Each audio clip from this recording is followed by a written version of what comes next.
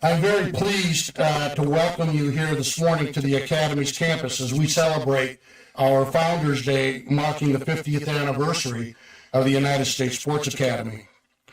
In the short time that we have set aside for me to take this stroll down memory lane, I'll endeavor to share with you a brief history of how the Academy came to be the only accredited freestanding sports university in the United States.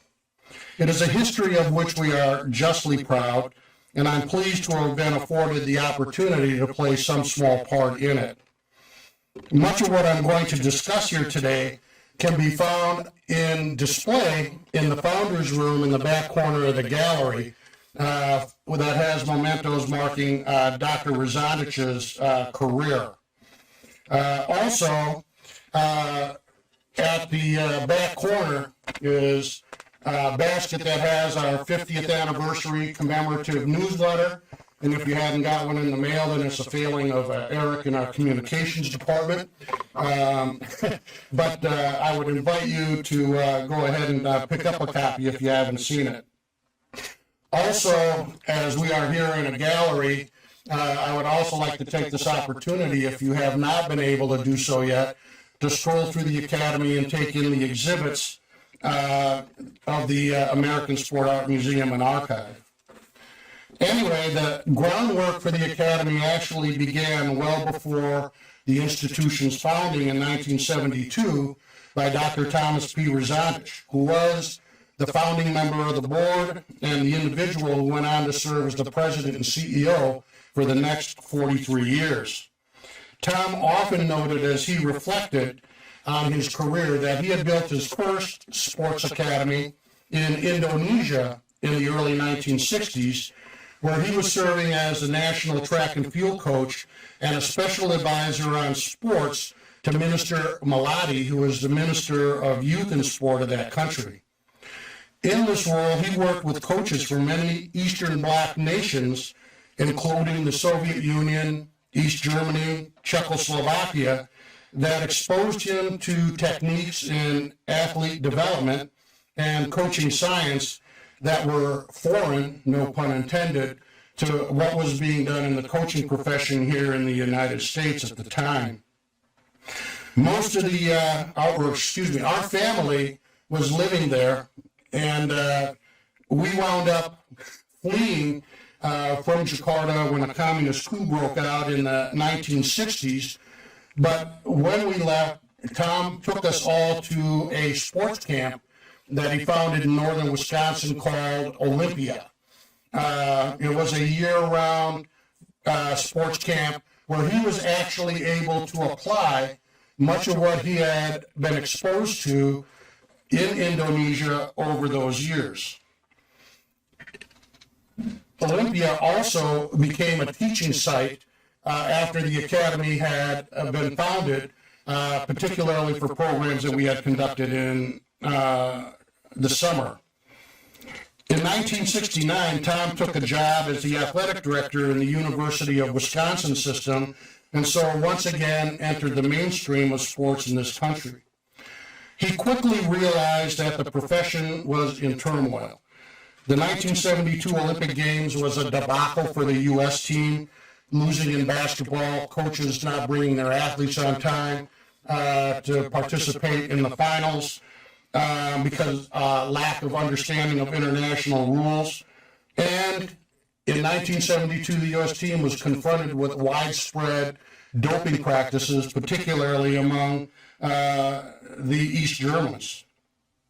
At home, here in the United States, sports were marred by franchise fights between the NCAA and the AAU, which was the national governing body, what we call an NGB, for 5 sports at the time, such as track and field, swimming, basketball, what have you. Both organizations were essentially competing for the same pool of athletes. The idea that sports management could become a standalone profession was in its infancy, as the number of sport management programs in 1972 could be counted on the fingers of one hand. This common practice, and it still exists today, not only abroad, but in this country, is that a successful coach would often become selected to be the athletic director. However, or an official at an NGB, but in so doing, they would often not have core management skills necessary that would make them successful administrators in a enterprise. A similar situation existed on the coaching side. Most coaches, if they had a degree, was in physical education, which, as you know, is quite different than sports coaching. In many ways, the coaching profession was working on something of a guild system, where successful athletes would enter the coaching ranks at the end of their competitive careers, having learned their skills by rote, as opposed to formal subjects that characterize coach education today. One of the consequences of this was highlighted in the Blythe-Mueller report that empirically demonstrated the correlation between professional preparation of coaches and the number and degree severity of injuries to their athletes. In other words, untrained coaches tended to injure their athletes. This was further compounded by the fact that sports medicine, as the profession is known today, in those days it was still athletic training, was in its infancy. It was not widespread. And frequently, injuries to athletes were career-ending for them because they did not get properly treated and rehabilitated. All of this made it abundantly clear to Tom that there was a need to address these issues. Thinking back to his days in Indonesia, where he established the Sports Institute, he understood that the solution lay in education. Tom wrote to Philip Crum, then the executive vice president of the U.S. Olympic Committee, and eventually to become the president of USOC, with whom he was acquainted, setting out his ideas for a national school of sport. Crum encouraged Tom to proceed, which set him about planning, which was eventually to become the United States Sports Academy. Tom actually began his work as a side hustle because he was still an AD in the Wisconsin system. But he shared this vision with key individuals who eventually became the first board of directors and later trustees. Dr. Bob Block, an advertising and media entrepreneur, became the first chairman of the board and provided space in one of his facilities for offices, a classroom, and a sport medicine center. Bob also went on to serve on the board for the decades to come, and the library here on the campus is named after him, marking his contributions to the institution. Dr. George Ulick was the head of continuing education at the University of Wisconsin in Milwaukee and had a deep understanding and expertise of education and adult education. He and Tom brainstormed academy curriculum, and together they developed innovations such as the mentorship. Jerry Hawk was the executive vice president at Green Bay Packaging and brought to the table a background in finance and accounting. Charles Cape was an attorney who wrote up the incorporating documents for the institution. Not a member of the board at the time, but a person who played an instrumental role in the development of the academy was Tom's partner through thick and thin, and that was his wife, Sally. More than Tom's secretary, she was the business and operations manager, registrar, and all-around sounding board. She, too, went on to join the board of trustees, where she served for years. Each member of the board anteed up $500 that Tom used to make phone calls to reach out to established leaders in the sport profession, a group of professionals that became what we call the Academy's national faculty. These distinguished individuals would come to Wisconsin to teach, and when class sizes were too large to be accommodated in the classroom in Bob's building, Tom would rent a hotel ballroom or private club space facility, or he would wind up teaching on college campuses in the area, such as Carthage College in Kenosha. As Tom was still serving as an athletic director, the day finally came where, as he liked to say, it was time to fish or cut bait. he recognized that he could not build out his dream as a side job, and the only way that he could do this was to give it focus. So he resigned from UWM on 22 April and informed Sally that he was now unemployed. I suppose it was a birthday surprise of sorts for Sally because it was also her birthday. Now you know how April 22nd came to be known as Founders Day for the Academy going forward. 1976 was a key year in the history of the Academy on two counts. First, the Academy moved onto the campus of the University of South Alabama in Mobile, and second was the launch of its first international sport education and service programs. Both would have a profound impact on the growth of the institution. George Ulick, who is now the Dean of the College of Education at USA, arranged a meeting between Tom and USA's founding president, Frederick Whidden. They reached an agreement for the Academy to move onto the campus, a move that offered sorely needed support for a fledgling educational institution. The USA gave the Academy access to their physical plant, including offices, classroom space, their library, housing, and food service. It was also intimated that the Academy would come under USA's accreditation umbrella with SACS. However, it is important to note that this arrangement was a two-way street. Inside the HPER building, the Academy equipped the first sport medicine center with equipment that we had brought from Wisconsin. We built the first human performance research lab with treadmills, gas analysis, and all of the other modalities required for physiological research and assessment. Not stopping there, the Academy also set up a modern strength and conditioning facility with both free weights and machine weights. Ben Weider, who was the president of the International Federation of Bodybuilders and went on to become a long-serving member of the Board of Trustees, was the one that contributed that to the cause. The Academy also began the first cardiovascular research or first rehabilitation program in Mobile with cardiovascular surgeons and cardiologists from the local community. However, it was the Academy that equipped the main gymnasium building with telemetry pickup equipment so that those individuals who were going through a recovery and rehabilitation routine could exercise and be monitored. That was called Operation Bounce Back, and that program still exists to this day in Mobile, and it has literally saved the lives of thousands of people over the years. The Academy also went on to acquire and install the first 400-meter track adjacent to the HBER building. In short, the Academy built and equipped everything that would be needed for a graduate school of sport on the USA campus. However, all good things eventually come to an end. And by 1981, there was a growing realization that the Academy was outgrowing the ability of USA to comfortably accommodate it. I guess I knew that our days were numbered when the headline on the front page of the USA student paper screamed, "Foreign corporation takes over the gym."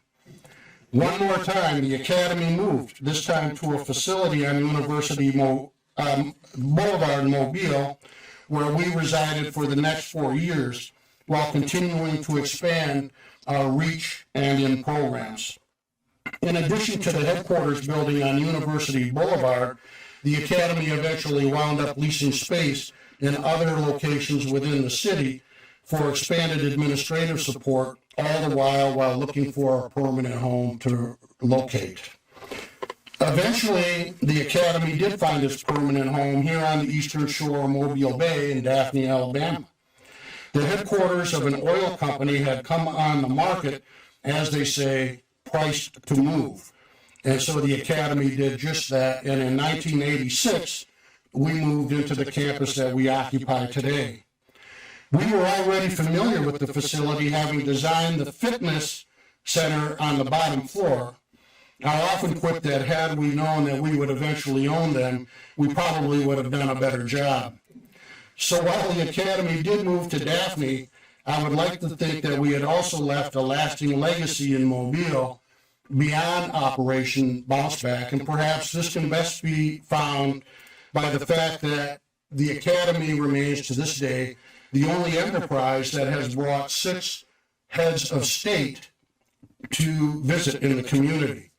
Among these is His Majesty King Hamad bin Isa Al Khalifa, the King of Bahrain, His Serene Highness Prince Albert of Monaco, President Marcos of the Philippines, Najib Tun Razak and Muhyiddin Yassin, both of them who have been prime ministers of Malaysia, and President Zahana Gosmeo, who is the president of Timor-Leste, a small country in Southeast Asia. Which brings me to the second profound change that occurred in 1976, that being the Academy's international programs. Given Tom's early work in Southeast Asia, he brought to the Academy an international orientation. This was also impressed upon me insofar as my first significant assignment for the Academy was to be the facilitator for a group of students that the Academy took to the 1976 Summer Olympic Games in Montreal. Tom had recognized the need to broaden the financial base of the Academy and knew that he could bring the Academy's educational and service programs to nations abroad who had similar, if not greater, needs than those he had recognized here at home. Assessing these parameters, and in the wake of the oil shock of the mid-1970s that began the greatest transfer of wealth in the history of the world up to that time, he decided that the place to look was in the Middle East. Tom knew some individuals working with the Corps of Engineers who were building out much of the infrastructure in Saudi Arabia and called upon them to arrange an introduction to Prince Faisal, who was the head of the General Presidency of Youth Welfare, GPYW, which is that country's central sports organization, what we call a CSO. However, Tom found that a California-based operation called Whitaker Corporation had beaten him to the punch with GPYW. Undeterred, Tom went to Bahrain, where he was able to meet with Sheikh Isa bin Mohammed Al Khalifa, who was the president of the General Organization for Youth and Sports, GOIS, which was that country's CSO. An agreement was reached, and Tom signed a contract for services with then Crown Prince and now King Hamad Al Khalifa, through which the Academy would provide a cadre of national-level coaches for the Bahraini teams while setting up support organizations for their national sport effort. In many ways, what he was doing there mirrored what the Academy was doing on the USA campus. Besides the cadre of coaches, the Academy established the Bahrain Sport Institute and provided the Academy's curriculum to provide formal training programs to Bahrainis working in GOIS and their affiliates. Inside the BSI, the Academy established the first modern sport medicine and human performance research centers in the Arabian Gulf region. It is also important to note that this relationship that began in 1976 continues to this day, insofar as His Majesty appointed me to the board of directors of the General Sport Authority of the Kingdom this past year. This relationship with Bahrain afforded the Academy the opportunity to lay in the financial base and the wherewithal to help it grow to where it is today. It is a relationship marked by the fact that the only room on the campus that is named for one of the places where we worked is the Bahrain room, which is back there. In 1981, Tom signed a major contract valued at $80 million with the Royal Saudi Air Force, RSAF, through which the Academy conducted a very large physical fitness, sport, and recreation program, including the operation and maintenance of the sport halls on 5 bases scattered throughout the kingdom. Eventually, these programs expanded to other clients in the kingdom, such as the Royal Saudi Air Defense Force, on their 7 different installations. The Academy also did programs with GPYW and their affiliated sport associations over the 14 years that we worked in Saudi Arabia. Personally, I spent 9 years between Saudi Arabia and Bahrain managing these programs, as well as others around the Gulf region, that generated sufficient revenue for the Academy to purchase this campus for cash and to build out our quasi-endowment foundation. While constraints on time do not allow me to discuss these programs in detail, over the years the Academy has conducted sport and education and service programs throughout the world, all told reaching some 67 different countries. The institution continues to do so to this day, and it is something that we find both rewarding and enriching for all those who participate in them. One of the unique things that distinguishes the Academy from other sports programs and organizations is its commitment to the arts. Early on, Tom recognized the indelible connection between sport and art insofar as societies reflect the cultural attributes that they create. A society is recognized by the creativity of its people in the arts, song, dance, just as it's known by the games that people play.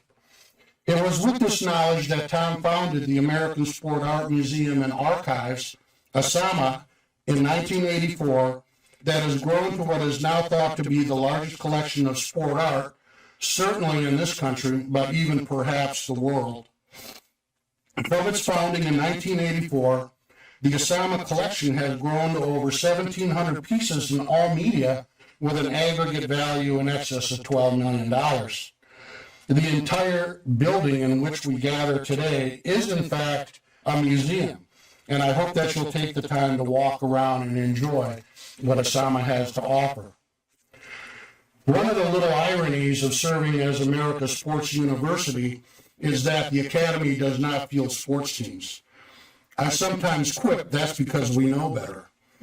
But in actual fact, it is a reflection of the way that the Academy evolved over the years from its founding as a graduate institution.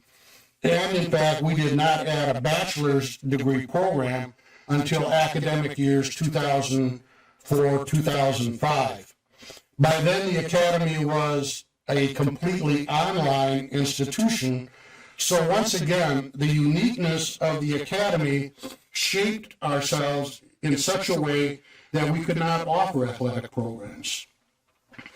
However, as an academic institution dedicated solely to the profession of sport, it was felt that the Academy brought to the table an expertise in the profession to identify outstanding contributions by individuals deserving of recognition.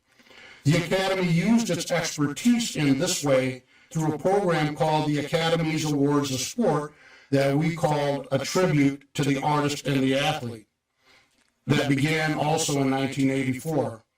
This program spanned some 35 years, through which we honored some of the most notable contributors to the profession of sports, both here and abroad.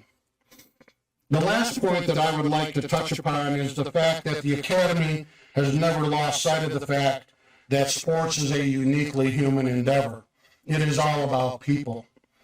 Over the past 50 years, the Academy has graduated more than 5,600 individuals with sport-specific degrees at all 3 degree levels.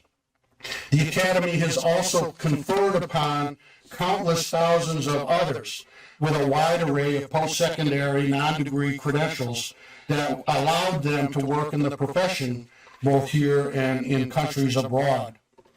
The Academy has also employed thousands of others, particularly when we consider the staffing levels in Saudi Arabia at times top more than 500 employees. Our colleagues have included Americans, Filipinos, Brits, Koreans, Egyptians, Saudis, and the occasional Yemeni, Lebanese, Indian, and South African, and so on. In many ways, doing what we did was a mini United Nations, and keeping a lid on things was something of a challenge. That being said, and at the risk of offending everybody through omission, I've picked some individuals that I'd like to mention, selected from those who worked at different times in different places where the institution was located. In many ways, as we evolved, the characteristics of the institution also had changed. Don Baucher was the chief academic officer who authored the Academy's initial filings for SACS accreditation while we were at USA, something that became necessary when we finally determined there was no such thing as a SACS umbrella. Another one was Albert Skip Applin, was the CAO that served the Academy for a couple of decades and wrote many of the following SACS reports and helped to build out the curriculum. And I have to tell you that he was the individual who mentored me in the ways of higher education, a thankless task as that sometimes proved to be. Eric Williams was the Academy's first PR and communications pro while we were at USA, who brought real standards to our publications such as the Academy and a paper-based publication called the Sport Digest that had a circulation of over 84,000, went to most of the high schools in the United States. Richard Bothell played an instrumental role in moving the Academy from correspondence-based study to true distance learning, and he was the one who brought to this campus the first computer network in the building.